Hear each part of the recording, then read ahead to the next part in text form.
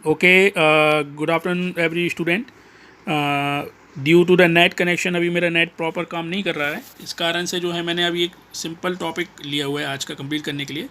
मगर बहुत जल्द मैं आपको इन 1 आवर कैपेसिटेंस से रिलेटेड जो प्रॉब्लम थी आज आपकी, वो मैं अपलोड कर दूंगा। तो इसलिए मैंने आज जो है यूनिट 1 से स्टार्ट कर दिया है रिवीजन आप लोग का, और एक दो टॉपिक और रह गए हैं सेकंड यूनिट के। इसके बाद आपकी फर्स्ट यूनिट और आपका 4 यूनिट के नोट्स और डिटेल वीडियो मैं बहुत जल्दी अपलोड करूँगा आप लोग के लिए। तो सबसे पहले है ट्रांसमिशन, जो अपन ने पहली बार जो पहली क्लास थी जब से आपने पावर सिस्टम शुरू किया है, उसमें सबसे पहला डायग्राम जो मैंने आपको बताया था, that is the power system. जो शुरू होता है एक ऐसा सिस्टम जिसमें 3 पार्ट आपको बताए थे, generating, transmission and distribution. Generating station वो स्टेशन है जहाँ से इलेक्ट्रिसिटी जनरेट होती है। देन आपको बताया था 11 kV ही जनरेट हो पाती है, और फिर हम उसको क्या करते हैं, स्टेप अप ट्रांसफार्मर के हेल्प से स्टार्टअप मतलब आगे बढ़ाते हैं। मैंने बताया था जो जनरेशन स्टेशन है उसके जो इंजीनियर्स होते हैं दैट इज़ जेनको, और जो ट्रांसमिशन सेक्टर होता है ट्रांसको कंपनियां होती हैं। तो ट्रांसमिशन में इस बीच में कोई लोड कनेक्ट नहीं होता ट्रांसमिशन में, मगर ये है कि हम क्या करते हैं, वहाँ से 2 जगह पे कंज्यूमर्स, एक वेरी लार्ज कंज्यूमर्स को सप्लाई देते हैं, और टाई लाइन के थ्रू बहुत सारे पावर ग्रिड एक दूसरे से कनेक्टेड रहते हैं।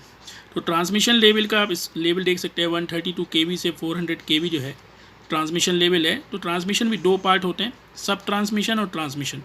तो हम क्या करते हैं, एक बार स्टेप अप ट्रांसफार्मर का यूज़ करते हैं, उसके बाद धीरे धीरे स्टेप डाउन, जो आप ये देख रहे हैं दैट इज़ द ये वाला जो टॉपिक है, स्टेप डाउन होते जा रहा है यहाँ से। यहाँ पे आप देख सकते हैं नियरली 66 kV के आसपास सब ट्रांसमिशन लेवल आ जाता है।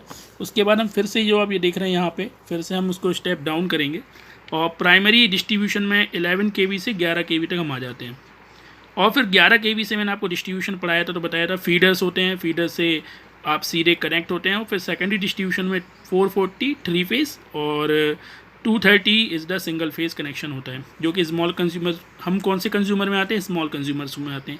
इससे पहले बहुत बड़े बड़े लार्ज कंज्यूमर्स कनेक्टेड रहते हैं बीच में, जैसे आपका रेलवे है, रेलवे को कम से कम 33 kV चाहिए होता है, फिर उससे वो 25,000 बनाता है। ठीक है, तो ऐसे बहुत सारे हमारे कनेक्टर हैं जो इनसे बीच में कनेक्ट रहेंगे। जैसे इसमें जो ध्यान देने वाली बात है वो है, 3 चीज़ें ध्यान देनी है।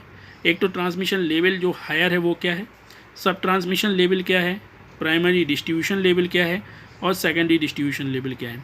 ठीक है, तो इसको मैंने कुछ तैयार इस तरीके से किया था कि generating power is send to the generating step up transformer to make voltage higher.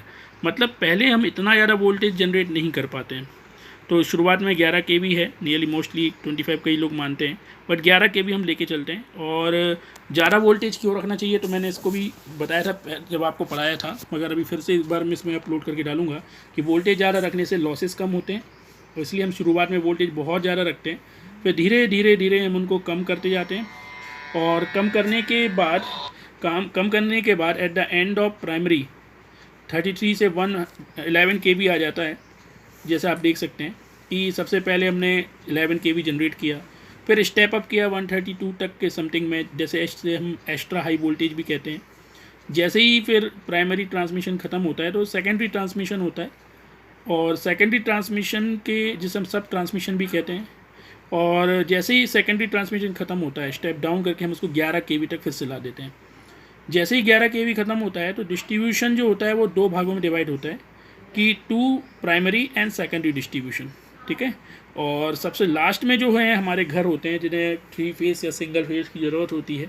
तो कहने का मतलब ये है कि पावर सिस्टम जो है वो 3 चीज़ों से मिलकर बना है, जनरेटिंग स्टेशन, ट्रांसमिशन और डिस्ट्रीब्यूशन।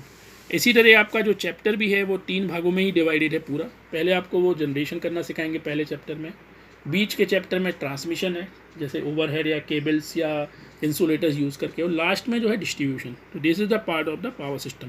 तो हम पहली यूनिट का मैं आपको वीडियोस डालूंगा जिसमें पूरा जनरेटिंग से रिलेटेड होगा, और 4 यूनिट का डालूंगा जिसमें एज अ डिस्ट्रीब्यूशन रहेगा, और बाकी अपना कंप्लीट हो चुका है।